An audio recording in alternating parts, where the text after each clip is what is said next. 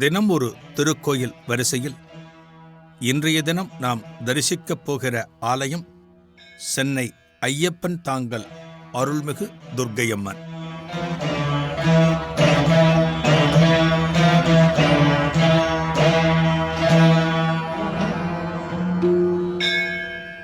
அகிலத்தை உருவாக்கி காத்து வருபவள் அன்னை பராசக்தி. அவளே அனைத்துக்கும் அதிகாரி. அசுரர்களை அழித்து தேவர்களை காத்து வந்த அந்த தேவிதான் இன்று தீயவர்களை அழித்து நல்லவர்களை காப்பாற்றி வருகிறாள். இத்தகைய இந்த நாயகிதான் நாகாத்தம்மன், முத்துமாரி, வேம்புலி, தேவி கருமாரி, காமாட்சி, பெரிய பாளையத்தம்மன் என்கிற திருநாமங்களில் குடிகொண்டிருந்தாலும் அவற்றுள் முக்கியமான ஒரு சொரூபம்தான் துர்க்கையம்மன்.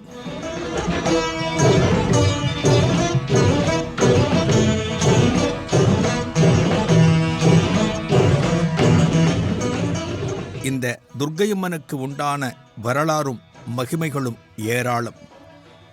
இத்தகைய சிறப்பு வாய்ந்த அன்னை துர்க்கைதான் சென்னை ஐயப்பன் தாங்கலில் குடிகொண்டு அருளி வருகிறாள்.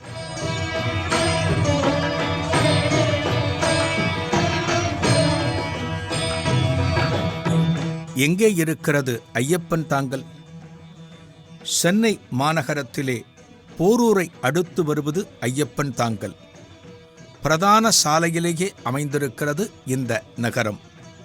இந்த ஐயப்பன் தாங்கலிலேதான் அன்னையாகப்பட்டவள் துர்க்கையாக குடிகொண்டிருக்கிறாள்.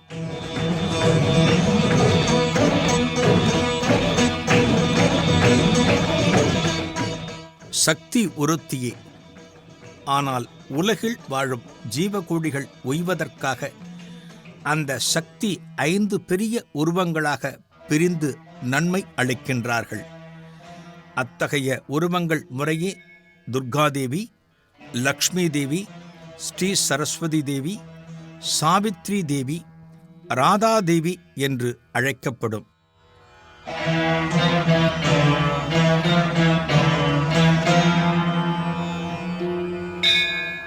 அன்பர்களுக்கு அருள் புரியும் பொருட்டு கணேசனுக்கு தாயாக விளங்குகிறாள்.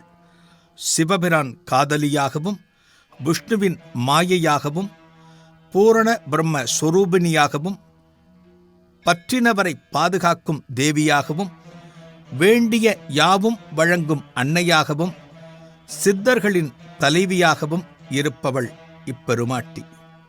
பசி, தாகம், ஒளி, சோம்பல், தயை, கருத்து, சாதி, பொறுமை, பிரம்மை, ஞானம், மகிழ்ச்சி, செல்வம், வீரம் ஆகிய அனைத்துக்கும் அதிதேவதை இவளே. இத்தனை குணங்களையும் கொண்டு நம்மை காத்து வருபவள்தான் இந்த துர்காதேவி.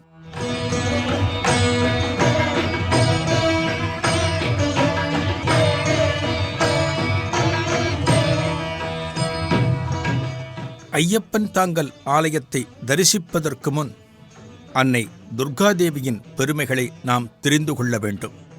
ஒவ்வொரு ஆலயத்திலும் இந்த அன்னை துர்காதேவிக்கு ஒரு திருச்சந்நிதி நிச்சயம் உண்டு. சிவாலயங்களில் சிவனை வழிபட்டு பிரகாரத்தை வலம் வருகிற போது கோஷ்ட தேவதையாக இந்த துர்காதேவியை நாம் தரிசிப்போம். இந்த துர்காதேவி பெரும்பாலும் மகிஷன் என்று சொல்லப்படும் எருமை தலை கொண்ட ஒரு அசுரனின் தலை மீது காணப்படுவாள். இதனாலே அன்னைக்கு மகிஷாசுர மர்தினி என்கிற திருப்பெயரும் உண்டு.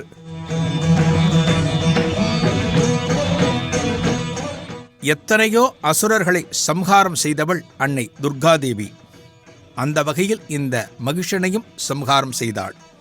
அந்த கதையை பார்ப்போமா? உலக நன்மையின் பொருட்டு பல கோலங்கள் பூண்டு பல அசுரர்களை அழிக்க வேண்டிய நிர்பந்தம் ஜெகன்மாதாவுக்கு ஏற்பட்டது. மது கைடபர்கள், மகிஷாசுரன், இரத்தபீஜன், சண்டமுண்டன், தூம்ரலோச்சனன், சும்பன், நிசும்பன் என்று அதிவீர பராக்கிரமசாலிகளான அந்த அசுரர்களை தேவியினால் எளிதில் வெல்ல முடியவில்லை. எனினும் உக்கிரமாகி அவர்களோடு கடும் போர் நிகழ்த்தி இறுதியில் வெற்றி மாலை சூடிய வீரமாதாவை தேவர்கள் பலவாறு தோத்திரம் செய்தனர். அவளது வீரத்தை புகழ்ந்தனர். தங்களது நன்றியை தெரிவித்து மகிழ்ந்தனர். மகிஷாசுரமர்தினி எனும் அம்பாளின் திவ்ய நாமத்தினால் இடம்பெற்ற அந்த அசுரன் யார் என்று பார்ப்போமா? ஆதி காலத்தில் தனு என்ற அரசன் இருந்தான். அவனுக்கு ரம்பன், கரம்பன் என்ற இரு புதல்வர்கள். ரம்பனும் கரம்பனும் நன்மக்களைப் பெற கானகம் சென்று கடும் தவம் ஏற்றனர்.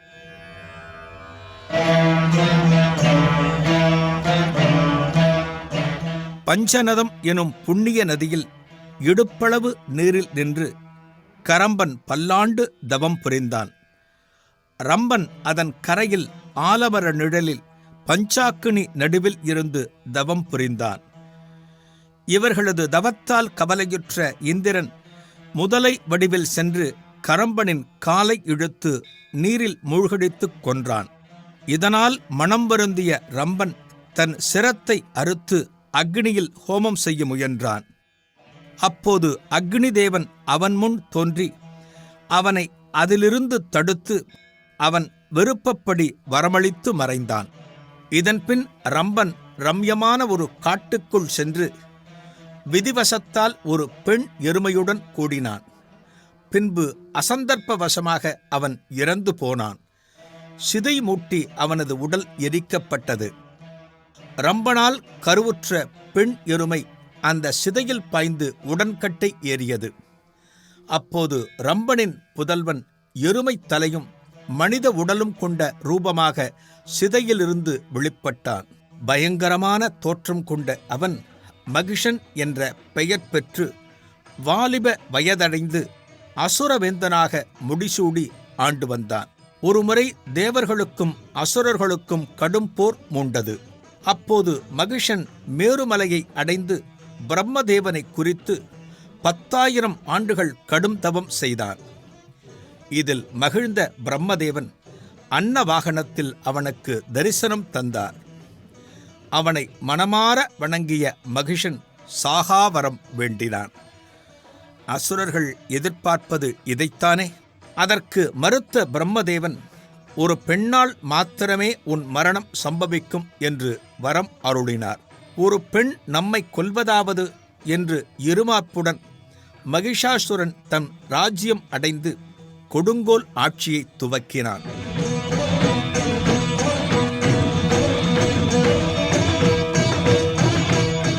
மகிஷாசுரனுக்கு பயந்த தேவர்கள் மேருமலையை அடைந்து குகைகளில் பதுங்கி வாழத் துவங்கினர்.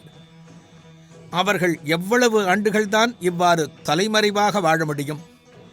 எனவே எல்லோரும் ஒன்று கூடி பிரம்மலோகம் சென்று நான்முகனை சேவித்து தாங்கள் படும் துயர்களை விளக்கினார்கள், அழுதார்கள். மகிஷாசுரன் தன்னிடம் இருந்தே வரம் பெற்றிருப்பதாலும் ஒரு பெண்ணால்தான் அவன் அழிவான் என்பதையும் பிரம்மா அவர்களுக்கு எடுத்துக் கூறினார்.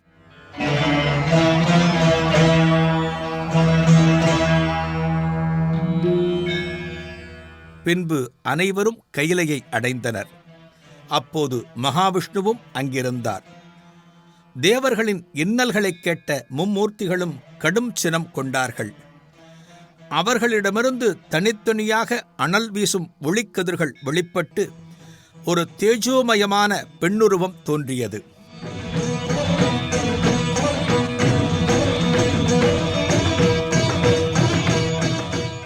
பிரம்மனின் தேஜஸ் பிராமினியாகவும், விஷ்ணுவின் தேஜஸ் வைஷ்ணவியாகவும், ருத்ரனின் தேஜஸ் ருத்ரனியாகவும், முருகனின் தேஜஸ் கௌமாரியாகவும், இந்திரனின் தேஜஸ் ஐந்திரியாகவும், மகேஸ்வரரின் சக்தி மகேஸ்வரியாகவும், வாராகரின் சக்தி வாராகியாகவும், நிருதியின் சக்தி சிம்ம முகத்தோடு நரசிம்ஹியாகவும் வெளிப்பட்டு இறுதியில் எல்லா சக்திகளும் ஒன்று கலந்து கண்கள் கூசக்கூடிய ஜோதிமயமாக ஒரு பிழம்பு உருவானது. இந்த ஒளிப்பிழம்பு அந்த பெண் உடலில் ஐக்கியமாகி வெண்ணொளி வீசும் முகத்தில் கருவிழிகளும் பவழ உதடுகளுமாக அவள் திகழ்ந்தாள்.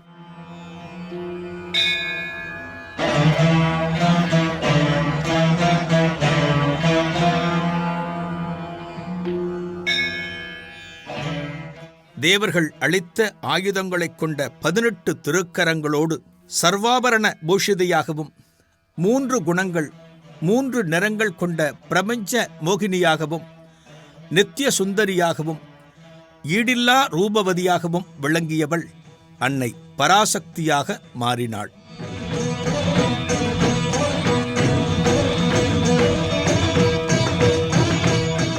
உடனே இந்திராதி தேவர்கள் தங்களிடமிருந்து சேனைகளையும் அஸ்திரங்களையும் தேவிக்கு சமர்ப்பித்தார்கள்.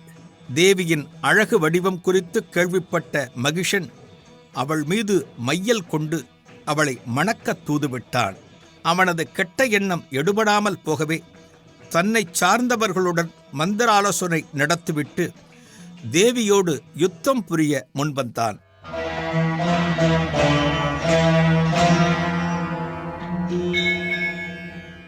மிக ரோஷமாக போரில் ஈடுபட்ட மகிஷன் முதலில் தன் மானிட வடிவை நீக்கிவிட்டு சிம்மமாகவும் அதன்பின் யானையாகவும் அதன்பின் சர்ப்பமாகவும் பல வடிவங்கள் எடுத்து மிக சாமர்த்தியமாக யுத்தம் செய்தான்.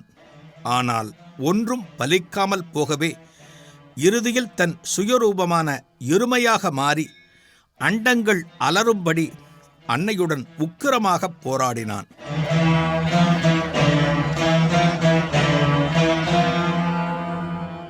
பராசக்தி தன் கையிலிருக்கும் திரிசூலத்தை சுழற்றி மகிஷாசுரன் மார்பில் குத்தி சக்கராயுதத்தால் அவன் தலையை துண்டித்துக் கொன்றாள்.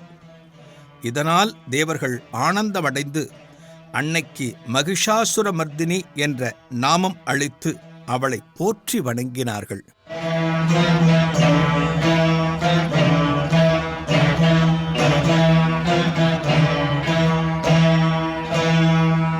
இப்போது உங்கள் நினைவுக்கு வருகிறதா? சிவாலய கோஷ்டத்திலே காணப்படுகின்ற துர்காதேவிதான் மகிஷாசுரமர்தினி என்றும் அழைக்கப்படுகிறாள்.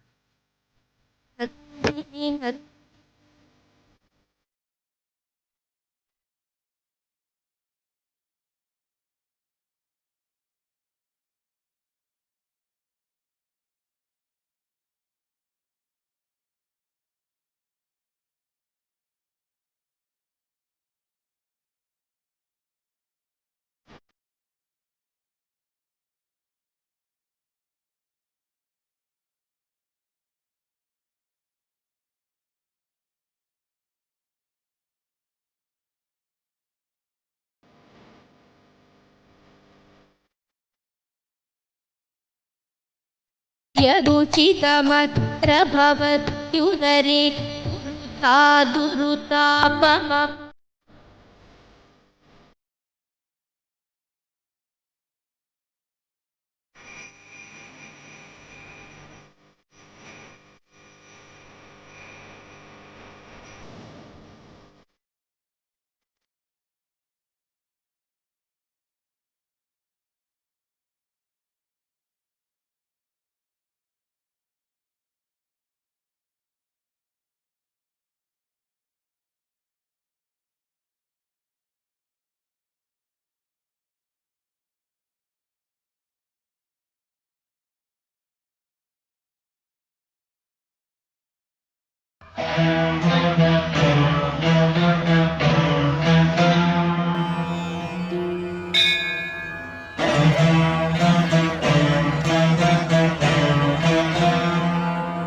சென்னை ஐயப்பன் தாங்கல் அருள்மிகு துர்க்கையம்மன்.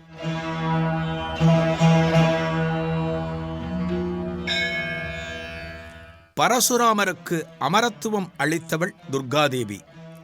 அவளது உபாசனை மனத்தெளிவை தரும். துர்க்கையை அர்ச்சிப்பவர்களுக்கு பயம் ஏற்படுவதில்லை. மனத்தளர்ச்சியோ சோகமோ எந்தவொரு காலத்திலும் ஏற்படுவதில்லை.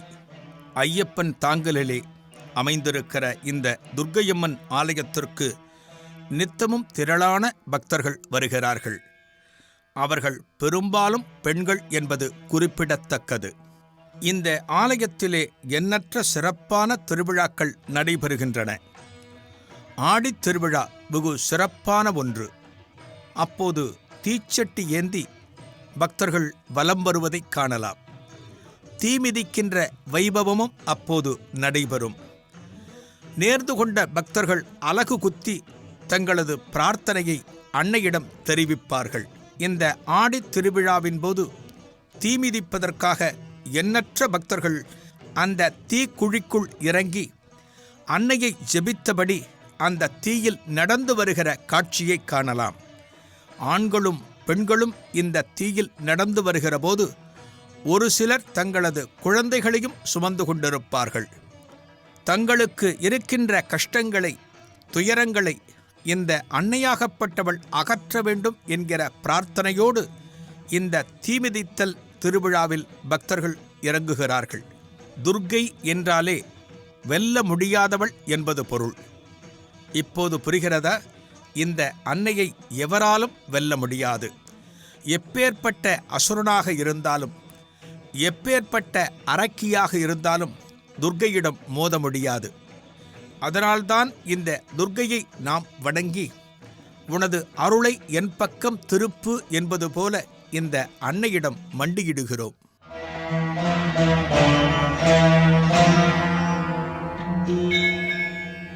ஐயப்பன் தாங்கல் ஸ்ரீ துர்க்கையம்மன் ஆலயத்திலே கருவறையில் அன்னையாகப்பட்டவள் எப்படி குடிகொண்டிருக்கிறாள்? இதோ தரிசியுங்கள்.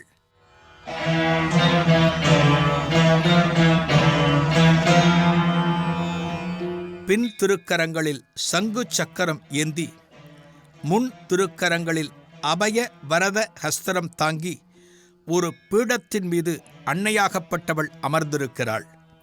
அன்னையின் முகத்திலே ஒரு புன்னகை காணப்படுகிறது. என்னை சரண் புகுந்தால் உங்களை நான் காத்தருள்வேன் என்பது போல சொல்லாமல் சொல்கிறாள் இந்த அன்னை.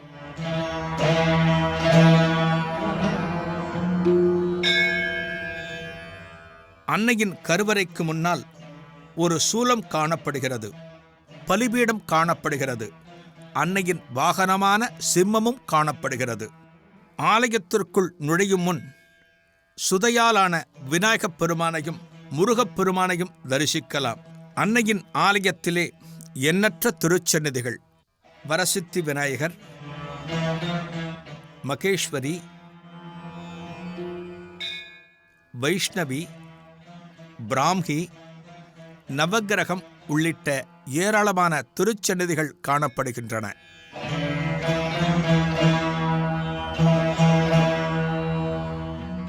ராகு பகவானின் அதிதேவதை துர்க்கை. எனவே துர்காதேவிக்கு ராகுகால வழிபாடு என்பது மிகச் சிறந்தது. ராகு தோஷத்தினாலும் சர்ப்ப தோஷத்தினாலும் களத்திர தோஷத்தினாலும் பாதிக்கப்பட்டவர்கள் ராகுகால நேரத்தில் துர்காம்பிகையை வழிபட்டால் நலன் பெறலாம்.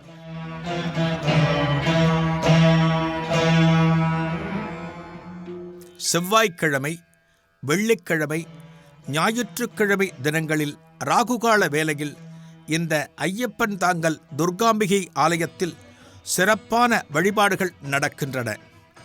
அன்னையை வணங்கும் விதமாக அனைவரும் தீபமேற்றி வழிபடுகிறார்கள். இந்த ஆலயத்திலே தீபங்களை ஏற்றுவதற்கு ஒரு தனியிடம் காணப்படுகிறது. அன்னையை மனதுக்குள் நினைத்து தீபம் ஏற்றி தங்கள் மனதுக்குள் இருக்கின்ற இருளை போக்க வேண்டும் என்பதற்காக அன்னையிடம் பிரார்த்திக்கிறார்கள்.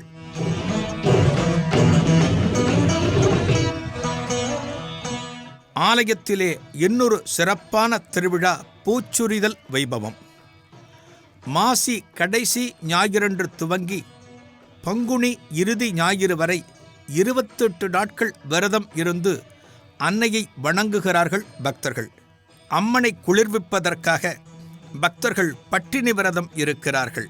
சூடு போன்ற நோய்களில் இருந்தும் அம்மை போன்ற நோய்களில் இருந்தும் பக்தர்களை காக்க வேண்டும் என்பதற்காக இந்த துர்காதேவி அந்த காலகட்டத்தில் அருளுகிறாள்.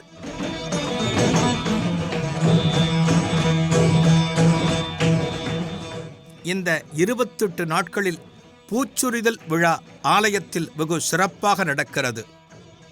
இதற்காக ஆலயத்திற்கு வருகிற பக்தர்கள் ஏராளமான பூக்களை கொண்டு வந்து ஆலயத்தில் சேர்க்கிறார்கள்.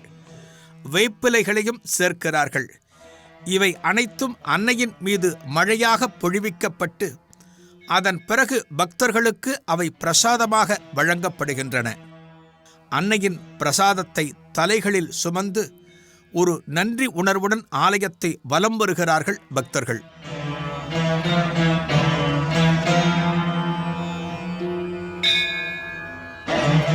பக்தர்களின் நலனுக்காக இந்த துர்க்கையே விரதம் இருக்கின்ற காரணத்தினால் பானகம், இளநீர், துள்ளுமாவு, வெள்ளரி பிஞ்சு போன்றவற்றையே அன்னைக்கு நிவேதனமாக படைக்கிறார்கள். கிருஷ்ண அவதாரத்தோடு தொடர்புடைய தேவி என்பதால் அஷ்டமி, நவமி தினங்களும் துர்க்கையை வழிபட உகந்த தினங்களாக கருதப்படுகின்றன.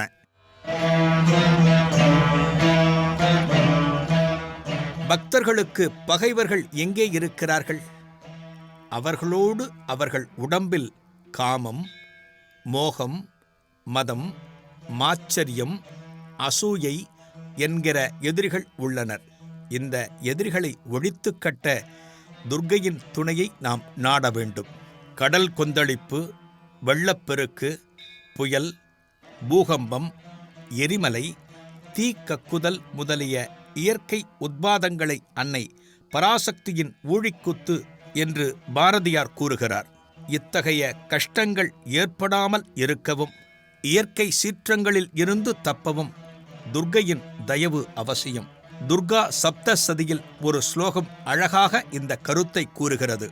அம்மா, துன்பம் வரும்போது உன்னை நினைத்து ஆராதிப்பவர்களின் அச்சத்தை அகற்றுகிறாய்.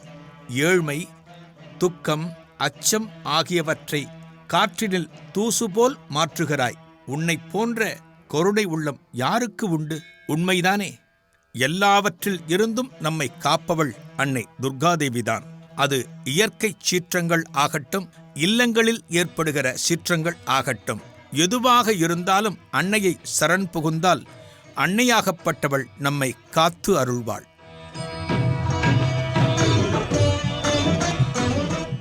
அன்பை பொழிபவளும் அவளை, அடக்கி ஆள்பவளும் அவளை. நாம் எப்படி வாழ்கிறோம், நடந்து கொள்கிறோம் என்பதை வைத்தே தெய்வங்களின் ஆசிகள் கிடைக்கின்றன. மனதிலே நல்ல எண்ணங்கள் வேண்டும், புத்தியிலே நற்சிந்தனைகள் வேண்டும், பக்தியிலே மனம் ஈடுபட வேண்டும். அப்படி ஈடுபட்டால் சக்தியாகப்பட்ட துர்காதேவி நம்மை ஆட்கொள்வாள். சகல நலன்களையும் வழங்கி அழகு பார்ப்பாள். துர்க்கையின் திருவடிகளை பணிவோம், அவளது நல்லாசிகளை பெறுவோம்.